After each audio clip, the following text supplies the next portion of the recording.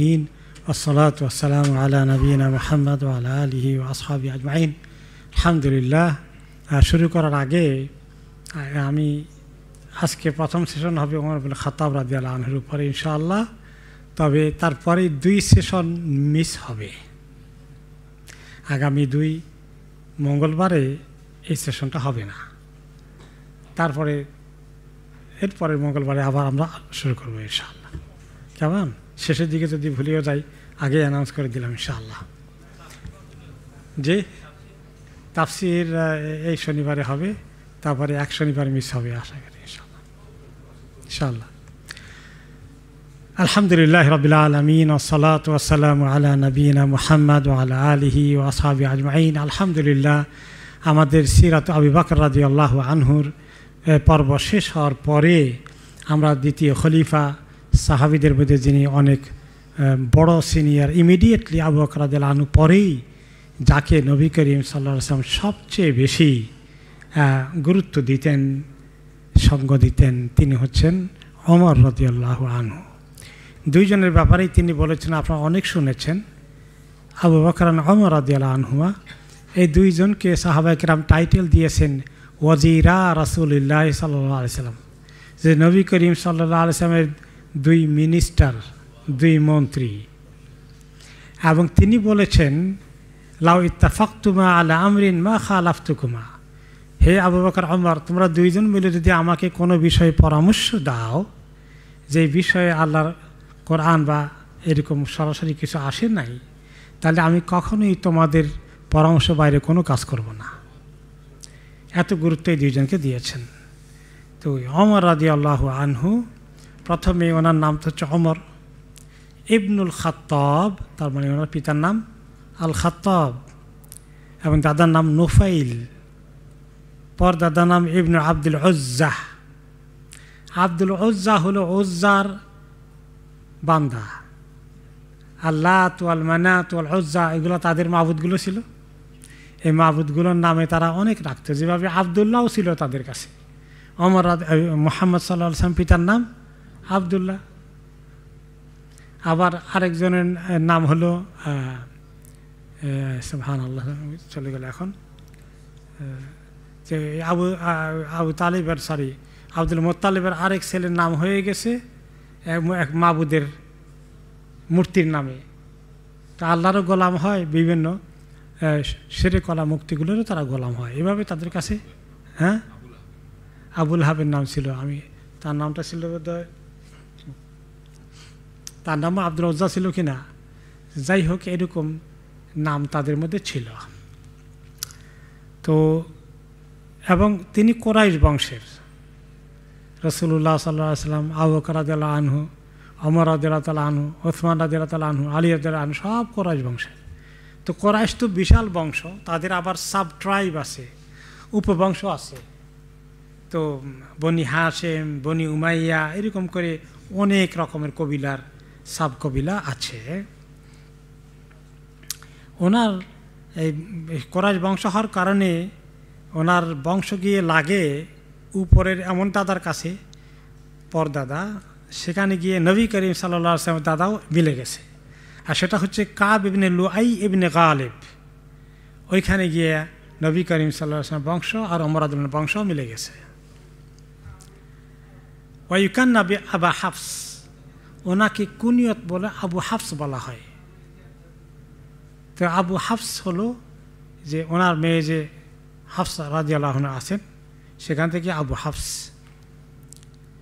আর আরব দেশের লোকেরা সম্মানের জন্য সবাইকে এটা কুনিয়াহ, মানে সন্তানের নামে ডাকা, বড় সন্তানের নামে ডাকা, এটা আরব দেশে খুব মশহুর এবং সম্মানের বিষয়। ব্যক্তির নাম না ধরে তাকে তার সন্তানের নাম ধরে ডাকা। লুক্কে বাবিল ফারুক, পরবর্তী পর্যায়ে ইসলাম কবুল করার পরে ওনার লকব হয়ে গেছে ফারুক, ওমর আল ফারুক। এভাবে ওনাকে পরবর্তী পর্যায়ে পরিচয় হয়েছে। কারণ কেন ফারুক ওনার টাইটেল হয়েছে ইসলাম কবুল করার পরে? লিআন্নাহু আযহারাল ইসলাম বিমাক্কাহ ফাফাররাকাল্লাহু বিহি বাইনাল কুফরি ওয়াল ঈমান। তিনি মক্কায় যখন ইসলাম কবুল করেছিলেন, তখন তিনি আর বলছেন লুকিয়ে নামাজ পড়বো না, ওপেনলি করব, কে কার বাপের বেটা আছে আমাকে বাধা দিতে আসো দেখি।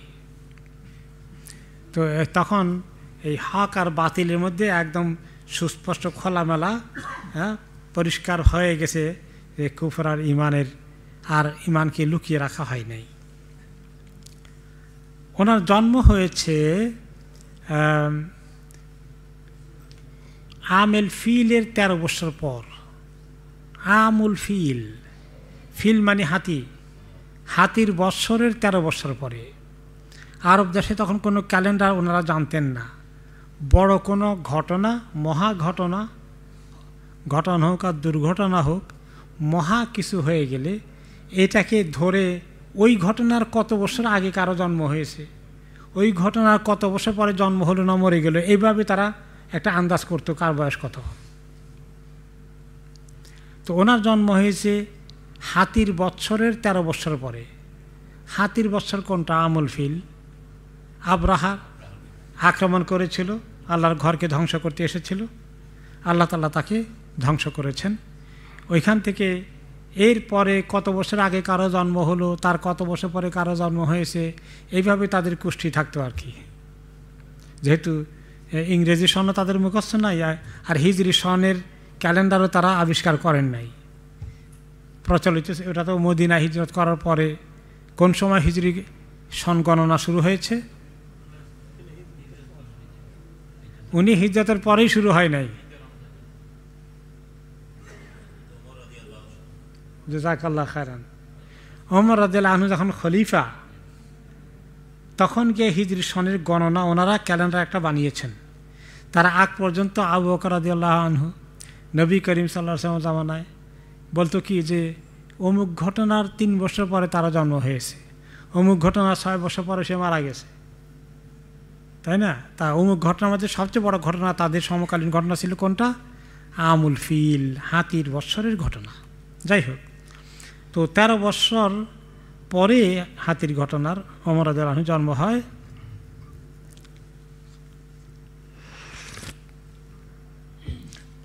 আর ওনাকে দেখতে কেমন ছিল, উনি কেমন ব্যক্তিত্ব ছিলেন, ওনার শারীরিক গঠন কেমন ছিল? আর দেশের লোকেরা এগুলোকে খুব আবার মেনটেন করতো, কে দেখতে উঁচু না লম্বা, মোটা না পাতলা, গায়ের রং কেমন, এগুলো সবই ওনারা করতেন। তিনি কিছুটা সাদা কালোর মিক্স, সাদা এবং এটা কী বলা হয়, তাম্র কালারের, হ্যাঁ, কিছুটা শ্যামলা আর ফর্সার মাঝামাঝি, তামাটে কালার, লাল তামাটে কালার। ওনার গালগুলো খুব পুষ্ট ছিল, নাকটা খুব চোখা ছিল, চোখগুলো ডাগর আঁকি একটু বড় বড় ছিল, হাত পাগুলো বেশ মোটা বড় বড় সাইজের ছিল মোটামুটি, মাশাআল্লাহ। শরীরের মধ্যে গোশত ভালোই ছিল। আবু বকর রাদিয়াল্লাহু আনহু তো একটু হ্যাংলা ছিলেন, উনি মোটামুটি ভালোই ছিলেন, হৃষ্টপুষ্ট ছিলেন, একটু লম্বাটে ছিলেন, বডি মোটামুটি কোয়াইট বডি বিল্ড ছিল, এবং মাথায় চুল ছিল না, টাক্কু মাথা ছিলেন। তিনি যখন হাঁটতেন তখন এভাবে হাঁটতেন, মানে এরকম করে, মানে হয়তো না উনি উটের মধ্যে বসে আছেন বা ঘোড়ায় বসে আছেন, এরকম করে হাঁটতেন। বেশ শক্তিশালী, মাশাআল্লাহ, অনেক সুঠাম দেহের অধিকারী। কখনোই ওনার শরীরে কোনো দুর্বলতা পরিলক্ষিত হয়নি। দাড়িগুলো পেকে গিয়েছিল যখন, তখন সেগুলোকে তিনি হেন্না লাগাতেন। তারপরে ওনার মোস্ট দুটোর শেষ মাথা একটু বড় ছিল, কিছু কিছু এখনও আছে, পাকিস্তানিদের মধ্যে বেশি পাওয়া যায়। মোস্টকে এখান থেকে এনে এদিকেরগুলো এমনি করে বাঁকা হয়ে থাকে, বড়। যারা একটু বাহাদুরি দেখাতে চায় তারা এগুলো করে আর কি। ওকে, তো উনিও তো খুব সাহসী ছিলেন, মজবুত সুঠামদের অধিকারী, মোটামুটি বীরত্বের দর্পের সাথে চলতেন, মোজ দুটো সেভাবে রাখতেন। ওনাকে দেখলেই অনেকে একটু ভয় পেত আর কি, উল্টা পাল্টা হলে তো ধরে ফেলবে। ওকানা ইদামাশা আসরা, হাঁটতেন মোটামুটি কোয়াইট দ্রুত গতিতে হাঁটতেন, হাঁটার গতি অনেক দ্রুত ছিল। ওয়াইদা তাকাল্লামা আসমা, কথা যখন বলবেন মানুষের না শুনে উপায় নেই, মানে কোয়াইট জোরে আওয়াজে কথা বলতেন। ওয়াইদা দরাবা আউজা, আর কাউকে পিটা দিলে তার মায়ের খেলে খবর আছে। ওনার পিতা হচ্ছেন খাত্তাব ইবনে নুফাইল। তো ওনার বাবা খাত্তাব আর দাদা হচ্ছেন নুফাইল। তো কুরাইশ বংশের এই সাব বংশের মধ্যে নুফাইল ইবনে আব্দুল উজ্জা ছিলেন অনেক নাম করা দরবারি কারবারি কুরাইশদের ভিতরে। কোনো সময় সমাজে কোনো গণ্ডগোল লাগলে ওনার কাছে কুরাইশের সবাই আসতো, ওনার ফয়সালা নিত, উনি যে ফয়সালা দিতেন সবাই সেটা মেনে নিত। তাহলে পারিবারিক একটা ঐতিহ্য যাদের আছে এরকম, এগুলা কিন্তু অনেক কাজে লাগে, কাজের জিনিস এগুলো। তার মা ছিলেন হানতামা বিনতে হাশিম ইবনুল মুগীরা। যাই হোক, আলহামদুলিল্লাহ।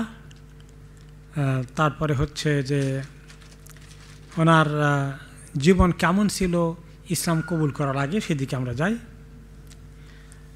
তিনি জাহিলি যুগে কোয়াইট ওনার জীবনের একটি ভালো অংশ কাটিয়েছেন এবং কুরাইশ বংশের যে সমস্ত যুবকরা বিভিন্ন কিছু কোয়ালিটি নিয়ে জন্মগ্রহণ করে তিনি তাদের মধ্যে অন্যতম ছিলেন। কারণ ওনার বেশি লেখাপড়া জানতেন তিনি। তিনি কুরাইশ বংশে যারা লেখাপড়া শিখেছিল তিনি তাদের মধ্যে অন্যতম। খুব কম সংখ্যক যুবকই তখন লেখাপড়া জানতেন। আর আমাদের নবী মুহাম্মদ সাল্লাল্লাহু আলাইহি ওয়াসাল্লামকে আল্লাহ তাআলা লেখাপড়া জানার কোনো ব্যবস্থা দুনিয়াতে করেননি। কারণ তিনি যে লেখাপড়া জানতেন তাহলে তারা আগেই বলতো যে উনি যে লেখাপড়া শিখছে কোরআন বানায় ঘরে তৈরি করে। এজন্য আল্লাহ তাআলা ওনাকে মানুষের লেখাপড়া থেকে দূরে রেখে আল্লাহ তাআলা ওয়াহির লেখাপড়া দিয়েই ওনাকে জ্ঞানী করেছেন। তো ওমর রাদিয়াল্লাহু আনহুর কিছু লেখাপড়া জানা ছিল। ছোটকাল থেকেই উনি বেশ দায়িত্ব পালন করেছেন, মানে কোয়াইট অ্যাক্টিভ ছিলেন ছোট বয়স থেকেই, এবং খুব দুর্ধর্ষ ব্যক্তিত্ব হিসাবে তিনি গড়ে উঠেছিলেন। খুব সাহস এবং শক্তির অধিকারী। সাহস এবং শক্তি এ দুটো থাকলে মানুষের অবস্থা কী, সাহসও আছে অনেক শক্তিও আছে, এইরকম একটা ব্যক্তিত্ব নিয়ে তিনি গড়ে উঠেছেন।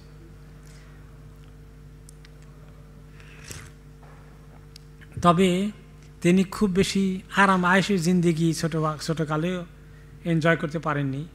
রাসূলুল্লাহ সাল্লাল্লাহু আলাইহি ওয়াসাল্লামের মতো কিছুটা ছোটোকাল থেকে চাকরি করা লাগছে। এবং চাকরিটা কী ছিল, যে ওনার বাবার উট ছাগল চড়ানো, এবং সে উচিলে আরও কিছু লোকের উট এবং ছাগলও চড়াতেন। বাবারগুলো তো ফ্রি অফ কস্ট, আর বাকিদেরগুলো কিছু সামান্য পারিশ্রমিক নিতেন। এবং এই ছাগল আর গরু চড়াইতে চড়াইতে, ঘোড়া বা উট চড়াইতে চড়াইতে যে ওনার মানে সারাদিন বাইরে থাকতে থাকতে ওনার ভিতরে কিছুটা ব্যক্তিত্বের মধ্যে এগুলা ঢুকছে যে তিনি কিছু শক্ত। যেন গরু ছাগলকে যারা চড়ায় তারা মানুষ চড়ায় না, তো যার ফলে একটু কঠিন হৃদয়ের হয় নরমালি। ওকে, তা ওমর আবুল খাত্তাব রাদিয়াল্লাহু আনহু এটা ভুলেন নাই। তিনি এই ছোটোকালে যে এগুলো চড়িয়ে রাখালের কাজ করেছেন, এটা তিনি নিজেকেও মনে করাতেন বড় হওয়ার পরে, এবং অন্যদেরকেও বলতেন। তো এই বিষয়ে আব্দুর রহমান ইবনে হাতিব বলেন যে আমি একবার ওমর আবুল খাত্তাবের সঙ্গে দজনান এলাকায় ছিলাম। দজনান হচ্ছে মক্কা থেকে একটু 25 মাইল দূরে একটি জায়গা। ওই জায়গায় উনি কোনো কারণে ওমর রাদিয়াল্লাহু আনহুর সঙ্গ দিয়েছিলেন, তখন মানে পরবর্তী পর্যায়ে ইসলাম কবুল করার পর্যায়ে। সেখানে ওই জায়গায় পৌঁছে দজনান এলাকার কথা তখন আব্দুর রহমান ইবনে হাতিবকে তিনি বলেন, কুনতু আর আলিল খাত্তাব বিহাদাল মাকান, এই জায়গা দেখছেন, এই যে মাঠ, এই যে মরু দানের মতো আছে, আমি আমার বাবা খাত্তাবের উটগুলোকে এখানেই চড়াতাম, ছাগল উটগুলোকে এখানে নিয়ে আসতাম। তো এইভাবে চড়াতে চড়াতে কিছুটা মানে যাযাবরে স্বভাব, মরুভূমিতে এইভাবে কষ্টের ওয়েদারে থাকলে মানুষের চরিত্রের মধ্যে, মানুষের মেজাজের মধ্যে কিছুটা রুক্ষ ভাব, কঠিন ভাব চলে আসে। এমনই ওনার ভাব ছিল আর কি। ফাকুন্ত আরা আহিয়ানান ও আখতাতি আহিয়ানান, বলে যে আমি ওই ছোটো বয়স থেকে কখনো আমি এই পশু চারণের কাজ করতাম, চড়াতাম, আর কখনো আমি লাকড়ি জোগাড় করে নিয়ে যেতাম। এই দুই কাজ আমি করতাম ছোটকাল থেকে। আর বললেন যে এই জায়গায় করেছি আমি অনেক দিন। প্রায় তিনি পরবর্তী পর্যায়ে ইসলাম কবুল করার পরে, খলিফা হওয়ার পরে তিনি ওগুলো ভুলেন নাই, এগুলা নিজেকে মনে করে দিয়েছেন। সাহাবীদের কাছেও বলতেন। তো একবার সাঈদ ইবনে মুসাইয়্যিব রাহমাতুল্লাহ আলাইহি বলেন, তিনি একজন তাবেঈ, তিনি বলেন হজ ওমর, এবং ওমর রাদিয়াল্লাহু আনহু যখন হজ করলেন, ফালাম্মা কানা বিদাজনান, যখন ওই দাজনান এলাকায় আসলেন, ক্বালা লা ইলাহা ইল্লাল্লাহুল আলিয়্যুল আযীম, তিনি পড়লেন লা ইলাহা ইল্লাল্লাহুল আলিয়্যুল আযীম, আল্লাহকে খুব সাংঘাতিকভাবে স্মরণ করলেন। ওই জায়গায় পৌঁছে, হজের জায়গা থেকে বেশি দূরে না, আরাফার কাছেই। তারপরে বললেন আল মুতি মা শাআ লিমান শাআ, সে আল্লাহর কথা স্মরণ করলেন যে আল্লাহ যাকে যা চায় দান করেন। কিন্তু আর আইবিল আল খাতাব বিহাদাল ওয়াদি, হজে যাওয়ার সময় মদিনার থেকে বলে, দেখো এই যে মাঠ দেখছো আরাফাতের আগে, যে এই মাঠের মধ্যে আমি আমার বাবা খাত্তাবের উট চড়াতাম, এবং আমার গায়ে ছিল তখন এই পশমের পোশাক। গরমের দিনে আরব দেশে তখন সস্তা জামা কাপড় কী ছিল, ভেড়ার পশম দিয়ে বানানো জিনিসটা। এটা গরমের দিনে কেমন লাগবে, উলের পশম গায়ে দিলে গরমের দিনে কেমন লাগবে, যে এগুলাই আমি গায়ে দিয়ে এই কাজ করেছি। ওয়াকানা ফাজন, আর আমার বাবা ছিলেন কোয়াইট কড়া মানুষ, কোনো উল্টাপাল্টা কিছু সহ্য করতেন না, খুবই একদম আমাদেরকে এইটা বলতে ব্যাতের মাথায় রাখতেন, যেটা বলে আমাদের দেশে। ইউতইবুনি ইদা আমিলতু, আমি যখন এত কাজ করি তারপরে উনি আমার প্রতি কোনো দয়া দেখাতেন না, আরও কাজ আমার উপরে দিতেন। উল্টাপাল্টা সামান্য কিছু ব্যস্তম হয়ে গেলে ওয়াইদরিবুনি ইদা কাসসারতু, কিছু ত্রুটি দেখলেই মায়ের আমাকে, কোনো কথা নাই, বাবা এইভাবে মার দিতেন। ওইদা আমসাইতু লাইসা বাইনা ওয়া বাইনাল্লাহি আহাদ, আর আমি যখন থাকতাম, আমি আর আমার আল্লাহ ছাড়া কেউ ছিল না, যে আমার যে একটু পারিবারিকভাবে খুব যত্ন কেয়ার পাওয়া, সেটা বেশি কিছু পাওয়া আমার নসিব হয় নাই, খুব কঠিন জিন্দেগি নিতে হয়েছে। তিনি একলা শুধু তার নিজের বাবার উঠি চড়ান নাই, তার খালু খালা নানার বাইর অনেকেই ওনাকে দিয়ে উঠ চড়াতেন। বনি মাখজুমের ওমর রাদিয়াল্লাহু তাআলা আনহু বলেন যে যখন তিনি খলিফা হয়েছেন, একদিন ওয়াকাফা ইয়াওমান বাইনাল মুসলিমিন ইউ'লিনু আনহু লাম ইয়াকুন ইল্লা রা'য়া গানাম, একদিন খলিফা হওয়ার পরের ঘটনা, তিনি মসজিদে নববীতে দাঁড়িয়ে হঠাৎ করে, ছোট্ট বলে কথা শোনা, আমি যে কথা বলি, তো বলেন শোনো, আমাকে চিনছ?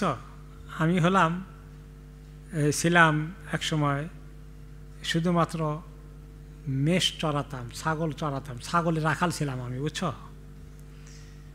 আমি আমার মামার বাড়ির গোষ্ঠীর সামান্য কিছু বিনিময়ে তাদের আমি ছাগল চড়িয়েছি। তারপরে আরেকটি ঘটনা আসছে যে ওমর ইবনে খাত্তাব একদিন হঠাৎ করে আওয়াজ দিলেন আস-সালাতু জামিয়া। আস-সালাতু জামিয়া অর্থ হলো সবাই আসো, একটা জরুরি মিটিং আছে। সলাত মানে তো সলাত নামাজ, জামিয়া মানে জমায়েত হওয়া। তার ওই কোনো জরুরি খবর দিতে গেলে মক্কা আরব দেশে নবী করিম সাল্লাল্লাহু আলাইহি ওয়াসাল্লাম এই কাজ করেছেন। হঠাৎ করে কোনো খবর দেওয়া লাগবে, আর্জেন্ট কোনো মিটিং, এই খবর পাঠাই সবাইকে বলে আসো গ্রামে গ্রামে আস-সালাতু জামিয়া। তো সবাই যখন আসলো এবং এসে সবাই মোটামুটি জরুরি কোনো ফরমান দিবেন, তিনি সবাই আসে জমা হয়ে গেল। তো তিনি মেম্বারের মধ্যে উঠলেন, উঠে আলহামদুলিল্লাহ আল্লাহর প্রশংসা, নবী করিম সাল্লাল্লাহু আলাইহি ওয়াসাল্লাম পাঠালেন। তারপরে বললেন আইয়ুহান নাস লাকাদ রাআইতুনি আরা আলা খালাতিন লি মিন বনি মাখজুম, আমি তো মনে আছে, আপনারা কেউ দেখছেন কিনা, যে আমি আমার বনি মাখজুমের নানার গোষ্ঠীর লোকদের উট চড়িয়ে, ছাগল চড়িয়ে আমার বড় হয়েছি। ফায়াকবাদনা আলী কাবদাতা মিনাত তামরি আও জাবিব, এবং কী দিত তারা আমাকে পারিশ্রমিক, আমাকে তারা এমনি মুঠ করে, কোনো সময় এক মুঠ খেজুর, কোনো সময় এক মুঠ কিশমিশ দিত। এই ছিল আমার ইনকাম। এভাবে আমি বড় হয়েছি। ফাআযাল্লু ইয়াওমি ওয়া আইয়ু ইয়াওম, আর আজকে আমি এমন দিনে আসছি, কোন দিন এটা, যে আজকে আমি ওমরকে আল্লাহ এই দায়িত্বে পৌঁছে দিয়েছেন। ততবার নাজিল হয়ে গেলেন, নামলেন মিম্বর থেকে। তো আব্দুর রহমান ইবনে আউফ, যিনি অন্যতম সিনিয়র সাহাবী রাদিয়াল্লাহু আনহু, তিনি বললেন, ইয়া আমিরুল মুমিনিন মা জিদতা আলা আন কাম্মাতা নাফসাকা, তা আপনার এই নিজেকে এত নিচে নামানোর খবর দেওয়ার জন্য সবাইকে ডাকতে হয়েছে বুঝি? যে আপনি কী ছিলেন খলিফা হওয়ার আগে ছোটোকালে, আপনি ছাগল চড়িয়েছে, তো এই খবর দেওয়ার জন্য বুঝি সবাইকে ডাকছেন? তো আপনার কি নিচে নামাইয়া কী লাভ হবে? ফাকাল ওয়াই হাকা ইয়া ইবনে আউফ, ইবনে আউফ তোমার আল্লাহ হিদায়াত করুক, ইন্নী খালাউতু ফাহাদ্দাসাতনি নাফসি, শোনো আমি কিছুক্ষণ আগে যখন একলা ছিলাম, মনের মধ্যে শয়তান খোঁচাই দিয়েছে। কি খোঁচিয়ে দিল শয়তান মনের ভিতরে? আনতা আমিরুল মুমিনিন ফামান যা আফদালু মিনকা, তুমি তো এই রাষ্ট্রের, কত বড় রাষ্ট্র এখন এই ইসলামী রাষ্ট্রের, তুমি আমির, সবার আমিরুল মুমিনিন, মানে কত বড় বাদশাহের জায়গায় তুমি বসছো। আমার এরকম মনের ভিতরে ফিলিং তৈরি করে দিল। ফাআরাদতু আন উআরিফাহা নাফসাহা, তা আমি আমার নফসেরে ভালো করে ধরাই দিতে চাইছি। সবাইকে ডাকলাম যে আমার নফস যে আমাকে ধোঁকা দিছিল, নফসারে ভালো করে সাইজ করার জন্য সবার সামনে বলছি, চিনছনি এই ওমরকে যে ছাগল চড়াইতো, সেই ওমর, যে নফসের ভিতরে আমিরুল মুমিনিনের মজা এসে গেছিল, ওইটাকে সাহায্য করলেন। বুঝতে পারছেন তো? সুবহানাল্লাহ, সুবহানাল্লাহ। আমরা কোথায় আর ওনারা কোথায় ছিলেন? কোন কোন রাতে আসছে, ইন্নী ওয়াজাদতু ফি নাফসি শাইআন, আমার ভিতরে মনে আমার এক ওয়াসওয়াসা দিয়ে বসছিল। ফাআরাদতু আতা'তা মিনহা, আমি সেটারে নিচের দিকে নামিয়ে দাবিয়ে আমি এটা ঠিক করতে চেয়েছি।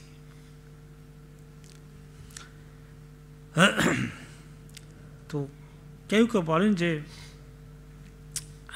ওমর রাদিয়াল্লাহু তাআলা আনহু যে এই যে ছোটকালে অনেক শক্ত কাজ করেছেন, কঠিন কাজ করেছেন, খুব আরাম আয়েশে জিন্দেগি যাপন করেননি, এগুলো তাকে বরঞ্চ শক্তি জুগিয়েছে। হার্ডশিপ পরিস্থিতি, কঠিন পরিস্থিতি মোকাবিলা করার মতো হিম্মত। ওই যে ওখানে ছাগল চড়াচ্ছেন, দুপুরবেলা কেমন লাগতো, কীরকম কষ্ট করলেই তো মানুষ বড় কিছু হয়, তাই না? খুব আরাম আয়েশে যারা লালিত পালিত হয়, তারা কি বড় কিছু হয়? আর্মি দিকে ট্রেনিং কেমনে দেয়? যুদ্ধ করার আগে আর্মি দিকে ট্রেনিং দেয় না? কীরকম ট্রেনিং জানেন? ট্রেনিংয়ের মধ্যে মানুষের মানে অনেকেই বলে যে কেন আসছিলাম এই মুসিবতের মধ্যে, এত কষ্ট জীবনে কেন করতে আসছি? ট্রেনিং, এত কষ্টের ট্রেনিং দেয়। তো কষ্টের ট্রেনিং পেয়ে গেলে আরবিরা কি দুর্বল হয় না শক্তিশালী হয়? শক্তিশালী হয়। এটা দুনিয়ার হিসাবেও। আপনি যদি খুব বেশি আলালে ঘরে দুলালের মতো প্রতিপালিত হন, তাহলে আপনার জ্ঞান কম, অভিজ্ঞতা কম, লাইফে কোনো রিস্কে এবং কোনো চ্যালেঞ্জে যেতে পারবেন না। আর যারা 7 সাগর 13 নদী পাড়ি দিয়ে কিছু অর্জন করে, তারা কিন্তু অনেক কিছু টলারেট করতে পারবে, পরিস্থিতি খুব কঠিন হয়ে গেলে সেগুলোকে ফেস করতে পারবে। আপনারা যারা মুরব্বীরা দেশ থেকে কত সংগ্রাম করে এসেছেন, আপনাদের ছেলেমেয়েরা এরকম পরিস্থিতি ফালাই দিলে তারা কিছু করতে পারবে? তারা তো আরাম আয়েশে জিন্দেগি পেয়ে গেছে, তাই না? তো যারা সংগ্রাম করে জীবনের মধ্যে, আসলে কিন্তু তারাই বড় হলে অনেক কিছু ভালো করতে পারে। ছোটোকালে থেকে তিনি শুধুমাত্র ছাগলই চড়ান নাই, তিনি আবার অনেক ওনার শৌখিনতা ছিল। তিনি আপনার মল্লযুদ্ধ, কুস্তি এগুলা শিখে প্র্যাকটিস করেছেন। ভালো করে ঘোড় সওয়ার হওয়া, ঘোড়া দাঁড়ানো তীব্র বেগে, তারপরে কিছু যুদ্ধের ট্রেনিং ঘোড়া সওয়ারা যেভাবে করবে, এগুলো ভালো করে তিনি লার্ন করেছেন। ওনার আবার কিছু সাংস্কৃতিক চর্চাও ভালো ছিল, সংস্কৃতি চর্চা করতেন। সাহিত্য, কবিতা, আর দেশের সাহিত্য বলতে তো কবিতা, এগুলো যে সমস্ত জায়গায় এগুলার কোনো সমাবেশ হতো, এই জাতীয় কোনো অনুষ্ঠান হতো, সেখানে তিনি মিস করতেন না। আর তিনি ওকাজ, মেজেন্না, দিল মাজাজ, এই সমস্ত বড় বড় কতগুলো মেলা ছিল, এই মেলাগুলোতে তিনি যোগ দিতেন, যেখানে মেলাগুলোর মধ্যে অনেক সময় আরবদের সাহিত্য চর্চা হতো, ইতিহাস চর্চা হতো, কাব্য চর্চা হতো, কবিতার বেশ প্র্যাকটিস হতো। এইগুলোই ছিল তাদের তৎকালীন জমানার সাহিত্য সংস্কৃতি চর্চা। এগুলাতে আবু বকর রাদিয়াল্লাহু আনহু খুব দক্ষ ছিলেন। আমরা পড়ে গেছি যে আরবদের ইতিহাস উনি খুব ভালো করে রপ্ত করেছিলেন, ভালো করে জানতেন। ওমর রাদিয়াল্লাহু আনহু অনেকটা ওনাকে ফলো করেছিলেন বা এই লাইনে। এরপরে তিনি ভালো ব্যবসায়ী ছিলেন। ব্যবসা করতে তিনি আবু বকর রাদিয়াল্লাহু আনহু মতো সিরিয়া, ইয়ামান বিভিন্ন দেশে গিয়েছেন, যার ফলে সাহিত্য সংস্কৃতির, ভিন্ন সাহিত্যের সংস্কৃতিরও তিনি মোটামুটি কোয়াইট অ্যাওয়ার ছিলেন। সেগুলো সম্পর্কেও তিনি খোঁজখবর নিয়েছেন বা জানার সুযোগ হয়েছে।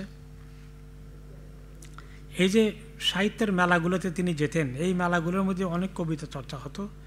আর কবিতা চর্চার মধ্যে কিন্তু জানেন কী হতো, ওগুলো এত গুরুত্ব ছিল। আজকাল যেরকম কিছু লোকে খুব গুরুত্ব সহকারে মেলার গুরুত্ব দেয়, ওই সময় ওইগুলো সাংঘাতিক গুরুত্ব ছিল।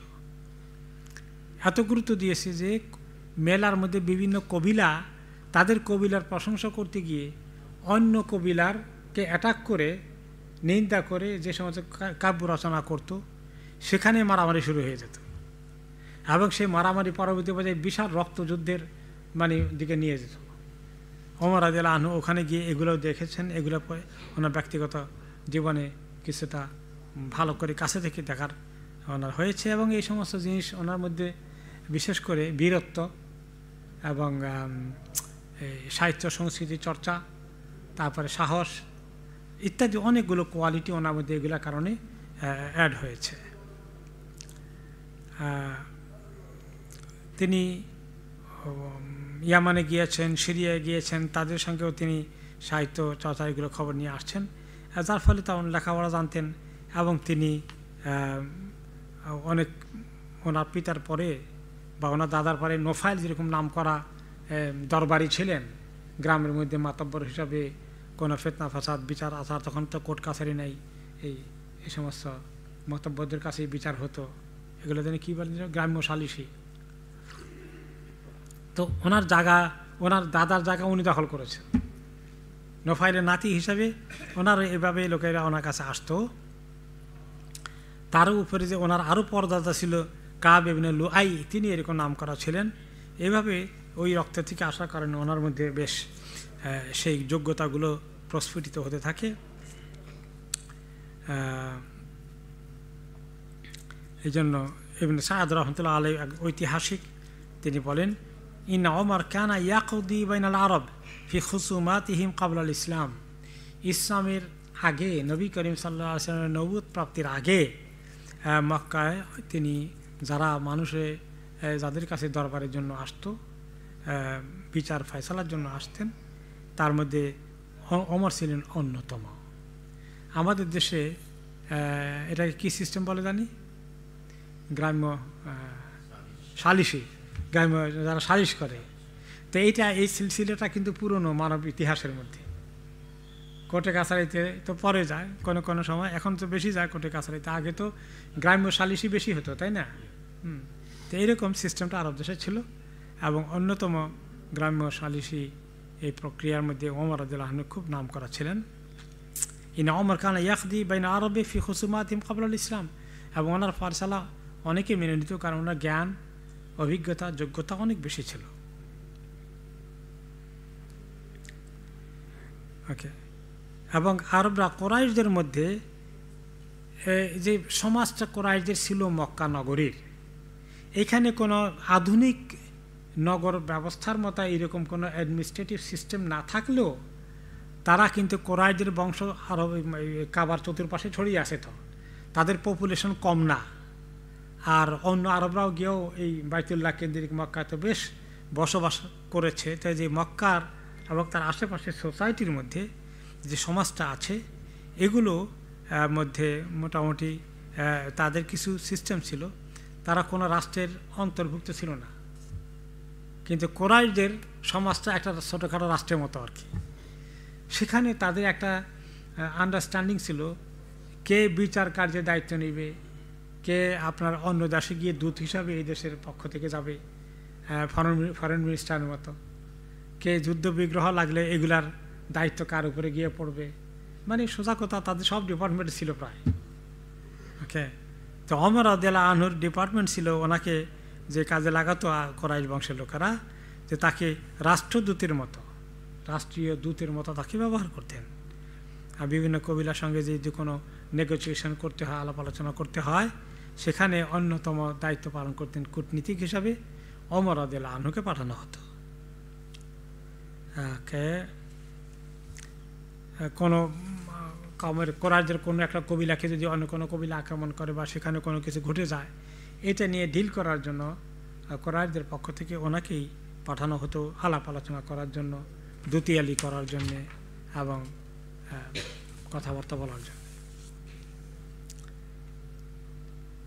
তিনি এই মক্কার যে জাহিলি সমাজের কুরাইশ যেহেতু অরিজিনাল জায়গাই সেটা, যদি একসময় তারা ইব্রাহিম আলাইহিস সালামের অনুসারী ছিলেন, কিন্তু পরবর্তী পর্যায়ে আকীদার মধ্যে শিরক বিকৃতি ঢুকে তারা এই যে যেখানে একদিক থেকে আল্লাহর ঘর আছে যেটা হলো তৌহিদের মার্কাজ, সেখানেই আবার মূর্তিগুলো গিয়ে জমা করা হয়েছে। এই যে মিক্সড কালচার মক্কার, আল্লাহও আছে আবার অন্য মাবুদও আছে। তারা একেবারে আল্লাহকে নাস্তিকের মতো অবিশ্বাস করে না, সেটাও বিশ্বাস করে। তাহলে এই যে একটা যৌথ কালচার বা দ্বিমুখী কালচার ছিল মক্কায়, এসবগুলো মক্কার এক ধরনের কালচার হিসাবে পরিগণিত হয়েছে। আল্লাহকেও চেনা, মাবুদের কাছেও যাওয়া, বিভিন্ন শিরকের মুশরিকদের মূর্তিগুলোর কাছে যাওয়া, এটা একটা তাদের এই মিক্স শিরক তাওহীদের কালচার যেটা ছিল, ওইটা তিনি ভালো করেই ঢুকেছেন এবং তিনি কুরাইশদের এই কালচারকে খুব ডিফেন্ড করতেন। তিনি এটাকে মনে করতেন যে এটা একটা কৌলুন্যতার বিষয়। আরবদের কুরাইশদের এই যে লেভেল সম্মান এবং তাদের তাওহীদ শিরক মিলে, সবটাই মিলে যে আসে, তা অফ করে, আল্লাহর কাছেও চায়, আবার লাত মানাত ওজার কাছেও চায়। এগুলা একটা মিক্স খিচুড়ি, একটা ধর্ম খিচুড়ি, একটা কালচার তারা, এবং এটাই তারা খুব প্রাউড ছিলেন যে আমরা সবগুলোর মধ্যে আসি, আমাদের কাছে তাওহীদও আছে, আমাদের কাছে শিরকও আছে।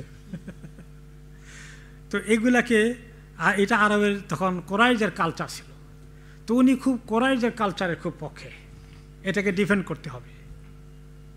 এখন আসেন কিছু আমাদের দেশে বাংলাদেশি যারা আমরা আসি, আমাদের কালচারের মধ্যে আমাদের পূর্বপুরুষরা যখন হিন্দু ছিল তখন তার ইসলামিক কালচার ছিল না, কিন্তু পরে যখন ব্যাপকভাবে আমরা আমাদের পূর্বপুরুষরা ইসলাম কবুল করলেন, মেজরিটি মুসলিম হয়ে গেল, তখন কি আগের কালচারের মতো আর বাকি থাকলো? কালচার অনেক চেঞ্জ হয়েছে।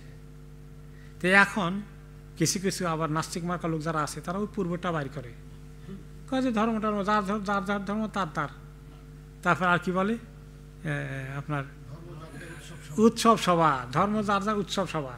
তো উৎসবের মধ্যে কি শিরক আছে না তাওহীদ আছে, কিছু আসে যায় না, এটা বাঙালি কালচার। তো বাঙালি কালচারে শিরক থাকলে এটা মুসলমানের জন্য জায়েজ আছে, এটা হিন্দুর জন্য জায়েজ, হিন্দু করবে ওটা, তো মুসলিম করবে কেন? তাহলে দেখেন জাহিলি সমাজের জাহিলিয়াত এখন আবার আসতেছে আমাদের সমাজে। তো ওমর রাদিয়াল্লাহু আনহু ছিলেন ওইরকম মক্কার জাহিলি সমাজের সাংঘাতিক, মানে কি বলা যায়, রক্ষক। তো সেখান থেকেই ঐতিহাসিকরা বলেন যে ইসলাম যখন নবী করিম সাল্লাল্লাহু আলাইহি ওয়াসাল্লাম তাওহীদের দাওয়াত নিয়ে আসলেন, তখন বলেছেন না, আমাদের সভ্যতা সংস্কৃতি, আমাদের কালচার, আমাদের হেরিটেজ, এটার বিরুদ্ধে ইসলাম অবস্থান নিয়েছে, মুহাম্মদ সাল্লাল্লাহু আলাইহি ওয়াসাল্লাম নিয়ে আসে আরেক জিনিস। কাজেই তিনি তাদের জাতীয় জাহেলিয়াত ভিত্তিকও যে আদর্শ কালচার আছে সেটাকে ডিফেন্ড করতেন, যেটা বর্তমান জমানায় তথাকথিত আমাদের নাস্তিকরা, ধর্ম নিরপেক্ষবাদীরা করে, এবং সেটার জন্য তারা হিন্দু কালচার যেগুলো আছে সবগুলোকে নিয়ে এসে বাঙালি কালচার বানিয়ে দেয়। আর কিছু কিছু ইসলামিক মুসলমানটাও রাখে, জোড়াতালি দিয়ে ওই স্লোগান বানিয়েছে ধর্ম যার যার উৎসব সবার। একজাক্টলি এই কাজই ওমর রাদিয়াল্লাহু আনহু ইসলাম কবুল করার আগে করেছেন। তখন যখন তিনি দেখলেন যে মুহাম্মদ সাল্লাল্লাহু আলাইহি ওয়াসাল্লাম এমন এক ধর্ম নিয়ে আসছেন যেটা মক্কার জাতীয় কালচারের এখন বিপরীত হয়ে যাচ্ছে, সাংঘর্ষিক হয়ে যাচ্ছে, কত দেশের লোকেরা এসে মক্কায় তাওয়াফও করে, আবার এখানে মূর্তিগুলোর কাছেও ভ্যাট দেয়, তো সেগুলোতে এখন আর থাকবে না, মুহাম্মদ কি নিয়ে আসছে, বিপ্লব করে ফেলতেছে। এই জন্যই তিনি তার বিরুদ্ধে শক্ত অবস্থানে চলে গেছেন, কারণ তিনি এই মক্কার তথাকথিত এই কালচারে লালিত পালিত হয়ে সেই কালচারকে তিনি ডিফেন্ড করছিলেন।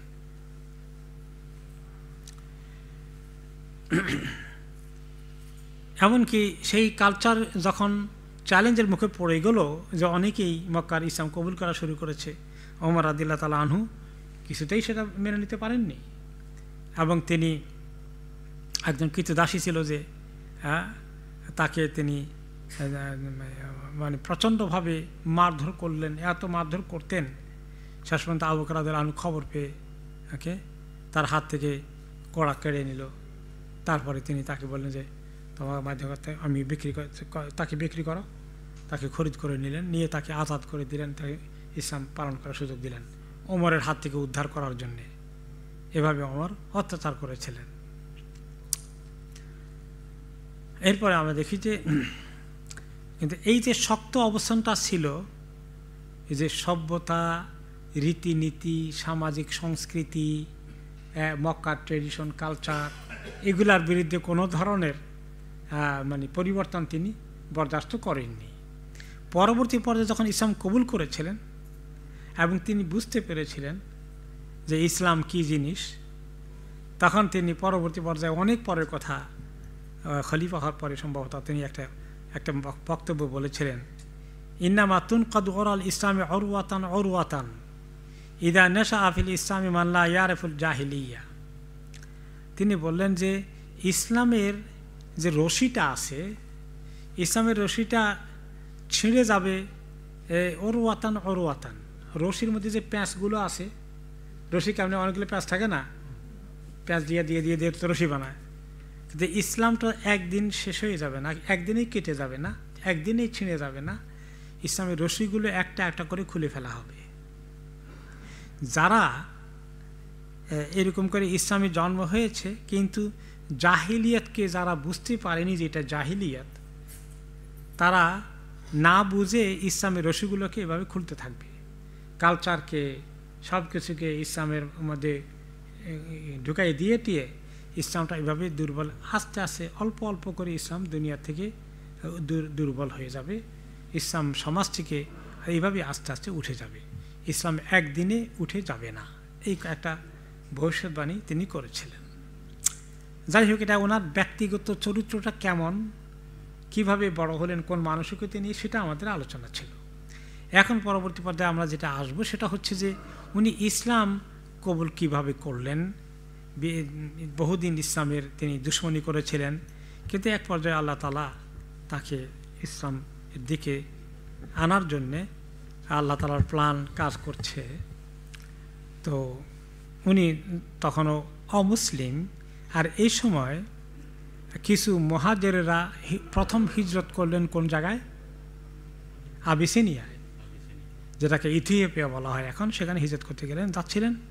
সেখানে আবদুল্লাহ বিনতে হানতামা বলেন, যিনি একজন মহিলা মুহাজির ছিলেন, যাচ্ছিলেন। তিনি বলেন, লাম্মা কুন্না নারতাহিলু মুহাজিরিনা ইলাল হাবাসা, আমি সহ কয়েকজন আমরা যখন আবিসিনিয়ার দিকে হিজরত করে চলে যাচ্ছি, কারণ মক্কার লোকেরা এত অত্যাচার করছে, মুসলিমদেরকে আমল করতে দেয় না, তাদের নিরাপত্তা নাই।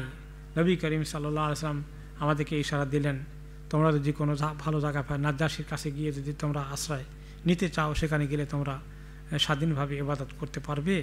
তো ওই খবর শোনার পরে আবদুল্লাহ বিনতে হানতামা মহিলা, তিনিও তার পরিবারের সঙ্গে হিজরত করে যাচ্ছিলেন। যা আমিও যখন হিজরত করে রওনা করে দিয়েছি, উনি আমার সামনে আসলেন। আমার সামনে এসে বললেন, মানে বাধা দিতে চাইলেন, অকুন্না নালকা মিনহুল বালা আওয়াল আযা ওয়াল গলদা আলাইনা, এবং সে আমাদের সঙ্গে যে শক্তভাবে আমাদেরকে বাধা দিয়েছে, আমাদেরকে কষ্ট দিয়েছে, এগুলো আমরা অনেক তার থেকে ফেস করেছিলাম। তো আমরা তাকে দেখে একটু ঘাবড়িয়ে গেলাম যে সে এখন আসছে, কোনটা ঘটাবে। ফাকাল আলী ইন্নাহুল ইনতিলাক ইয়া উম্মে আবদুল্লাহ, যে উম্মে আবদুল্লাহ, তুমি কি হিজরত করে চলে যাচ্ছ মক্কা ছেড়ে? বলতো নাম। আমি বললাম যে হ্যাঁ, তাই তো। আল্লাহে লা নাখরুজান্না ফি আরদিল্লাহ, আমরা আল্লাহর জমিনে যেখানে জায়গা পাই সেখানে চলে যাব। আদাই তুমুনা ওয়া কাহার তুমুনা, তোমরা এই কাফেরের লোকগুলো আমাদেরকে অনেক কষ্ট দিচ্ছ, আমাদের প্রতি অনেক তোমরা নির্যাতন করছো, আমাদেরকে একটু দিন গ্রহণ করে আমরা আমল করে সে সুযোগ দিচ্ছ না।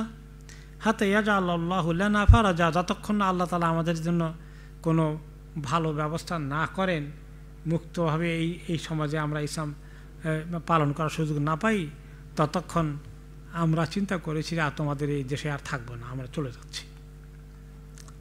ফাকালা ওমর সাহেবাকুমুল্লাহ, ওমর খুব কড়া কোনো মন্তব্য না করে বললেন, আল্লাহ তোমাদের সঙ্গী হয়ে যাক। নরম সুরে কথাটা বলে ফেললেন। ওনারা তো শক্ট। ওমর তো পাইলে এখন বাধা দিবে ভয়ে ছিলেন, উল্টাপাল্টা কোনটা করে, এখন বলে যে আল্লাহ তোমাদের সঙ্গ দেন যেন। কারণ তখন তো তারা আল্লাহকে চিনতেন নাকি চিনতেন না? চিনতেন। শিরক করতে, কিন্তু বলে যে উপরওয়ালা যিনি উনি তো আসল জন। এগুলা কিছু দুই মাঝখানের কিছু মধ্যস্থতাকারী মাত্র, তা আল্লাহকেও চিনেন। এখন মাবুদের কথা বলেন নাই, অনন্য লাত মানাত ওজার কথা বলেন নাই, কার কথা বলছেন? আল্লাহ। সাহেব আখমুল, আল্লাহ তোমাদের হেফাজত করুন। কিরে পজিটিভ কথা বলতেছে অমর, উনি তো শক। ওরাআইতু মিনহু রিক্কাতান লাম আরাহা কাত্ত। এই সাহাবিয়া উম্মে আব্দুল্লাহ বিনত হানতামা বলেন, আমি প্রথম তার মধ্যে বেশ নম্রতা দেখতে পেলাম, যেটা আমি কখনো নোটিস করিনি, বরঞ্চ সে তো কি মারধর করতো যারা ইসলাম কবুল করেছে। ফালামা জা আমির ইবনে রাবিয়া ওয়া কানা কাদ যাহাবা ফি বাদি হাজাতিহি, যা আমর ইবনে আবি রাবিয়া যখন আসলেন, হয়তো ওনার আত্মীয় বা হাজব্যান্ড হতে পারেন, যে উনি আসার পরে আমি বললাম, শুনছ ওমরের সঙ্গে আমার দেখা হয়েছিল, আমি তো মনে করছি উল্টাপাল্টা কোনটা করে, কিন্তু দেখলাম যে সুর কিছু নরম, কিছু সিম্প্যাথেটিক কথা বললো যে আল্লাহ তোমাদের সঙ্গ দেয় যেন। তো এই পজিটিভ কথার মর্ম বুঝলাম না। তা আমি যখন এই ওমরের পজিটিভ মন্তব্যটা করলাম আমর ইবনে রবিয়ার কাছে, তিনি তো মুসলিম হয়ে গেছেন আরও আগে, তিনি জানেন যে ওমর তো এক দিনের বিরুদ্ধে বড় দুশ্মন। তো তিনি উম্মে আব্দুল্লাহ বিনতে হানতামার পজিটিভ কথা শুনে বললেন, কান নাকি তমায়েত ফি ইসলামী ওমর, মনে হয় যেন তারা এই মন্তব্য শুনে তোমার কাছে মনে হয়েছে ওমর কি জানি ইসলাম কবুল করার কাছাকাছি আসলো কি না, তুমি কি এই ধারণা করছো? কুলতুলাহু নাম। তখন মহিলা সাহাবী বললেন, উম্মে আব্দুল্লাহ বিনতে হানতামা, আমার কাছে তাই মনে হয় যে সে ওদের ইসলাম কবুল করবে। কিন্তু আমর ইবনে রাবিয়া একমত না। তিনি বললেন, ইন্নাহু লা ইয়াসলিমু হাত্তা ইয়াসলিমা হিমারুল খাত্তাব। শোনো, তার বাবা খাত্তাব আছে, খাত্তাতে গাধা যেটা আছে, ওই গাধাও যদি ইসলাম কবুল করে তাও ওমর ইসলাম কবুল করবে না। তুমি কি বুঝছো? এই ওমর ইসলাম কবুল করবে। কিন্তু পরবর্তী পর্যায়ে ঐতিহাসিকরা বলেন যে ওই যে ওমর পজিটিভ মন্তব্য করেছিলেন, এতে বোঝা গেল তার ভিতরে আসলে কিছু পজিটিভ ধারণার তোলপাড় চলছে।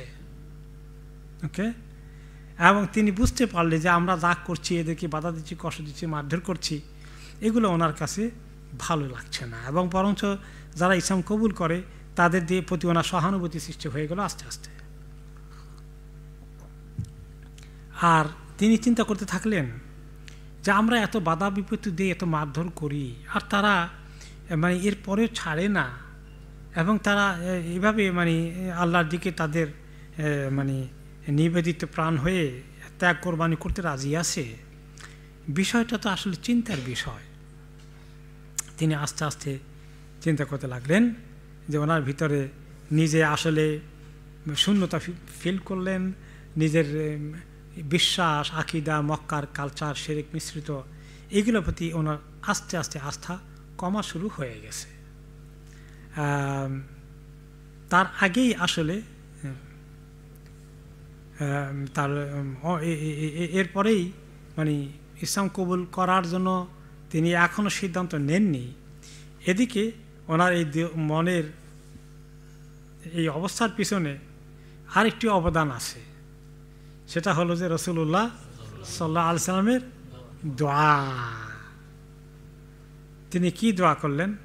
আল্লাহুম্মা আ'iজ্জাল ইসলামা বিআহাব্বির রাজুলাইন, আল্লাহুম্মা আ'iজ্জাল ইসলামা বিআহাব্বির রাজুলাইন ইলাইকা।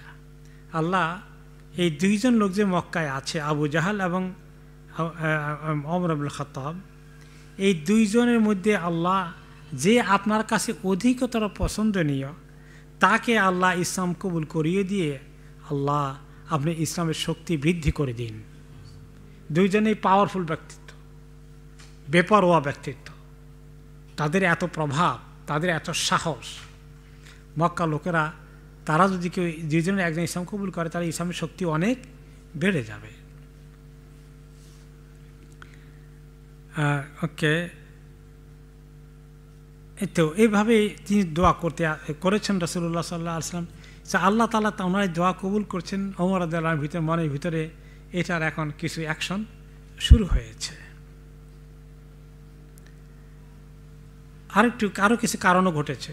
আল্লাহ তাআলা কিছু ঘটনা ঘটিয়েছেন ওমর রাদিয়াল্লাহু আনহুকে, এগুলাকে দেখে, এগুলা পর্যবেক্ষণ করে তার ভিতরে যেন আল্লাহ চেঞ্জ দিয়ে দেন, কিছু উসিলা আল্লাহ তাআলা তৈরি করেছেন।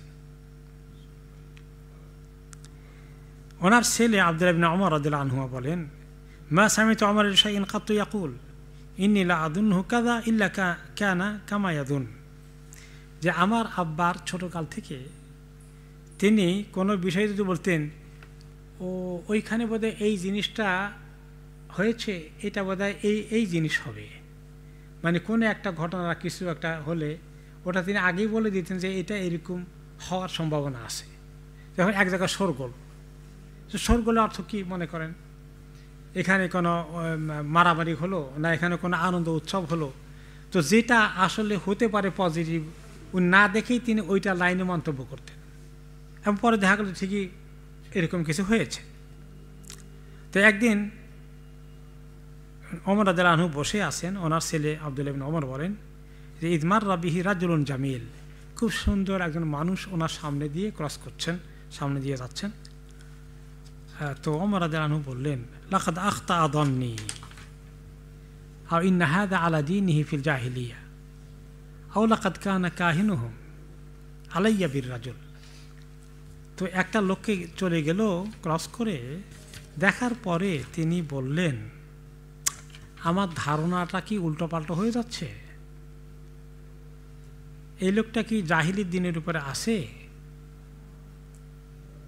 হ্যাঁ, নাকি কোনো জাদুকরের প্রভাবের মধ্যে পড়েছে? আলাইয়া বির রাজুল, তাকে ধরে নিয়ে আসো। তাই তার মধ্যে আমি কিছু পরিবর্তন দেখতে পাচ্ছি। ফাকাল আল্লাহু যালিকা, তোকে নিয়ে আসা হলো। ফাকাল মা রাআইতুকা আল ইয়াওমা ইস্তাকবালা বিহি রাজুলুন মুসলিম, তোমাকে দেখে মনে হচ্ছে যে তুমি মনে হয় যেন কি মুসলিম হয়ে গেছো কিনা, তোমার ভিতরে আমি পরিবর্তন দেখতে পাচ্ছি, তোমাকে আগের মতো মনে হয় না, তুমি আমাকে একদম সত্যি করে বলতে হবে। তখন সেই লোকটি বললেন যে ওমর রাদিয়াল্লাহু চিনছে যে তাকে দেখছি আমি কাহিন। কাহিন মানে কি? জাদুকর, গণক, গণক গণক গণনা কাজ করতো। আজকে তখন যাচ্ছে এখান দিয়ে, আমার ধারণা কি কোনো কিছু উল্টাপাল্টা বলতেছে কিনা, এখন তো তাকে আগের মতো দেখা যায় না। হ্যাঁ, আজ যে গণক মার্কা মনে হয় না তাকে, এখন অন্য মার্কা মনে হয়। তো বলে যে তুমি আমাকে সত্যি করে বলো তোমার ভিতরে কোনো চেঞ্জ হয়েছে কিনা। তখন সেই লোকটি বললেন, কুনতু কাহিনাহুম ফিল জাহিলিয়া, হ্যাঁ তুমি ঠিকই ধরছো, আমি তো জাহিলি সমাজে গণকের কাজ করতাম আমার এলাকায়। ক্বালা ফামা আজাবু মা জাআতকা বিহি জিন্নিয়াতুকা, কাজে এখন তোমার মধ্যে কি হয়েছে যে তোমার জিন কোনটা তোমার মধ্যে নিয়ে আসছে, এখন তুমি আর এখন গণনা কাজ করো না। ক্বালা বাইনামা আনা ইয়াওমান ফি সুক, তখন সে লোকটি বলে, আমি একদিন যখন বাজারে আসি, হাটে বাজারে আছি, জাআতনি আরিফু ফিহা আল ফাজাউ, আমি হঠাৎ করে দেখি যে আমার কেমন জানি ভয় লাগছে, ওকে, আমার কেমন একটু ভয় লাগলো, গা শিহরে উঠলো। তো একজন, সে আবার মহিলা জিন একটা রাখতো, এই লোকটা গণকটা মহিলা জিন রাখতো, যে গণনা করে যে এদের কানেকশন কার সাথে, জিনের সাথে। তো ওমর রাদিয়াল্লাহু আনহু এটা বুঝছেন, বলে তোমার এই জিন কি খবর নিয়ে আসে। কাজে আমি যখন একদিন বাজারে আসি, ওকে, তখন ওই জিনটা আমাকে বলে যে আমার জানি কেমন ভয় ভয় লাগছে। তো মহিলা জিনটা বলে, আলাম তারাল জিন্না ইবলাসাহা, এই যে জিন যা আছে তুমি তাদেরকে দেখেছ? তাদের কাছে আসলে এখন এমন পর্যায়ে এসেছে তারা এখন কিন্তু হতাশ হয়ে যাচ্ছে। মহিলা জিন বলতেছে যে জিনদের হতাশার দিন এসে যাচ্ছে, তার জিনরা অনেকেই হতাশ। ওয়াবাসা মিন বাদ ইনকাসাহা, এবং তাদের মধ্যে কারো কারো পরিবর্তন হয়ে গেছে। হ্যাঁ, তারা আগের মতো আর নাই কেউ। জিনদের একদল ইসলাম কবুল করে ফেলছে না। হ্যাঁ, তারপরে অলুহা বিল কালাসে ও হালাসাহা, এবং তারা অনেকেই কিছু উটের মধ্যে উঠে মানে তারা অন্যদিকে যাত্রা শুরু করে দিয়েছে। তার মানে আগের ওই শেরিকের মধ্যে নাই। কেউ কেউ দেখতে পেলাম যে তারা ইসলামের দিকে ঝুঁকে পড়েছে। তো এটা খবর যখন বলার পরে ওকে ফাসারাখা বিহি সারিখুন, সরি না কাল ওমর সাদাকা। তো ওমর রাদিয়াল্লাহু আনহু বলেন ঠিকই বলেছে, এই লোকটা বক্তব্য সঠিক, অনেক কিছু চেঞ্জ হয়ে যাচ্ছে। সাদাকা বাইনামা আনা নাইমুন আনদা আলিহাতিহিম, যা আমি যখন একদিন এই আরবদের এই মাবুদগুলোর পাশে শুয়ে আছি, ইরজা আরাজুলুন বেইজলিন ফাযাবাহাহু, একটা লোক এসে একটা গরু জবাই করে ফেললো। আমি স্বপ্নে দেখি যে একটা লোক গরু জবাই করলো। ওকে, ফাসারাখা বিহি সারিখুন, তারপরে গরু জবাই করার পরে একটা লোক চিৎকার করে কি জানি বলল, লাম আসমা সারিখান কত আসাদ সাওতান মিনহু, আমি এইরকম জোরে চিৎকার আওয়াজ আর কখনো শুনিনি। মানে সব ঘুমের মধ্যে শুনতেছে আর কি। আর চিৎকার করে কি বলে, ইয়া জুলাইহ আমরুন নাজিহ রাজুলুন ফাসিহ ইয়াকুলু লা ইলাহা ইল্লাল্লাহ। তো গরু জবাই করার পরে একটা লোকে চিৎকার করে বলতেছে ইয়া জারিহ। ওকে, জলিহ বলতে বোঝায় যে এই যে খারাপ কাজে ব্যস্ত, ভালো কাজের দুশ্মনী করে, এইরকম লোককে জালিহ বলা হয়। ইয়া জালিহ, এই যে ব্যক্তি খারাপ কাজের মানে ব্যস্ত, ভালো কাজকে পছন্দ করো না, এ জালিহ শোনো, আমরুন নাজিহ, অনেক বড় সফলতার খবর এসে গেছে। রাজুলুন ফাসিহ, অনেক শুদ্ধ কথার এক লোক এসে গেছে। শুদ্ধ কথার লোকটাকে নবী সাল্লাল্লাহু আলাইহি সাল্লাম। ইয়াকুলু লা ইলাহা ইল্লাল্লাহ, আর সেই বলে এসে লা ইলাহা ইল্লাল্লাহ। ফাওয়াসাবাল কাওম, তখন লোকেরা লা ইলাহা ইল্লাল্লাহ বলে সবাই তার উপরে ঝাঁপিয়ে পড়ল। তো এই স্বপ্ন দেখার পরে তিনি চিন্তা করলেন, লা আবরাহু হাত্তা আ'লামা মা ওয়ারাআ হাদা, আমার তো ঘুম হবে না যতক্ষণ পর্যন্ত এইটা আবিষ্কার না করছি কি স্বপ্ন দেখলাম, ব্যাপারটা কি কোন দিকে এটা ইঙ্গিত করছে। থুম্মা নাদা ইয়া জালিহ আমরুন নাজিহ রাজুলুন ফাসিহ ইয়াকুলু লা ইলাহা ইল্লাল্লাহ। তো তখন একটা লোকে এটা আবার বলল জিনদের পক্ষ থেকে, লা ইলাহা ইল্লাল্লাহ। তো আমি উঠলাম, ফামা নাসিবনা আন কিলা হাদা নবী। তখন সেখান থেকে উঠার পরে আমি ওই ঘুম থেকে উঠে এই সমস্ত কিছু দেখেই পরে যখন আমি খোঁজ নিলাম যে এক লোক আসছে, তিনি দাবি করতেছেন যে তিনি হচ্ছেন নবী, আল্লাহ তাকে পাঠিয়েছেন। তো এইটা শোনার পরে ওমর রাদিয়াল্লাহু তাআলা আনহুর এই কাহিনী, এই স্বপ্ন, এটা একটা অন্যতম একটা ফ্যাক্টর যে ওনাকে ইসলামের দিকে অলরেডি কিছুটা চিন্তা করতে ঠেলে দিয়েছে। তখন তিনি সিদ্ধান্ত গ্রহণ করেন নাই। এরপরে বেশ কিছু ঘটনা বিভিন্ন সিরাতে আসছে যে কোন ঘটনার কারণে তিনি ইসলাম কবুল করেছেন, যেটা আমাদের সবাই পড়েছি। কোন ঘটনাটা? বনের বগ্নিপতি। সেই ঘটনার কথাটা আমরা আগামী সপ্তাহে শুনবো ইনশাআল্লাহ। ওই ঘটনা এত স্ট্রং না, রেওয়ায়তের দিক থেকে এত সহি না। একাধিক ঘটনা এসেছে ওমর রাদিয়াল্লাহু আনহু ইসলাম কবুল করার বিষয় ইনশাআল্লাহ। তার মধ্যে ওনার বোনের যে ঘটনা সেটা, এবং তিনি আল্লাহ নবীকে হত্যা করতে গিয়েছিলেন, সেই ঘটনা আমরা আগামী সপ্তাহে সেখান থেকে শুনবো ইনশাআল্লাহ। আজকে কত তারিখ গেল? 9/7। এখন আমি বলেছি যে আগামী 2 সপ্তাহ হবে না ইনশাআল্লাহ, তারপরে তৃতীয় সপ্তাহে ইনশাআল্লাহ হবে। 2 মঙ্গলবার হবে না, তারপরে মঙ্গলবার হবে। আর আগামী শনিবারে তাফসির হবে ইনশাআল্লাহ, তারপরে শনিবারে তাফসির হবে না ইনশাআল্লাহ। ঠিক আছে, আল্লাহ তাআলা